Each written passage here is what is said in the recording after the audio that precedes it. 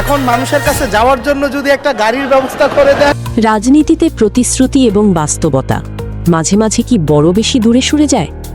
আন্দোলনের সময় দেওয়া কথা আর ক্ষমতায় গিয়ে চাওয়া সুবিধার ব্যবধান কি এখন বড় প্রশ্নের মুখে? সম্প্রতি জাতীয় সংসদে হাসনাত আব্দুল্লাহ ইউনিয়ন চেয়ারম্যানদের জন্য সরকারি গাড়ির দাবি তোলায় শুরু হয়েছে তীব্র সমালোচনা।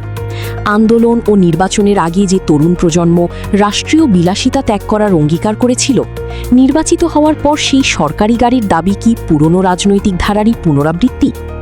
সাধারণ মানুষ যেখানে দ্রব্যমূল্যের ঊর্ধ্বগতিতে হিমশিম খাচ্ছে, সেখানে জনপ্রতিনিধিদের এই সুবিধা চাওয়াটা কি নৈতিকভাবে গ্রহণযোগ্য? সোশ্যাল মিডিয়ায় সাধারণ মানুষের প্রশ্ন, নির্বাচনের আগে করা সেই অঙ্গীকারগুলো কি তবে কেবল ভোটের জন্যই ছিল?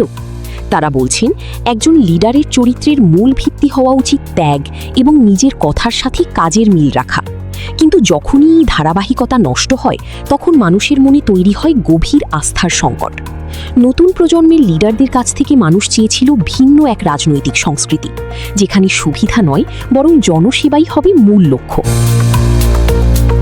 প্রশ্ন উঠছে, তরুণ নেতারা কি আন্দোলনের সেই ডিজাইন ভুলে যাচ্ছেন?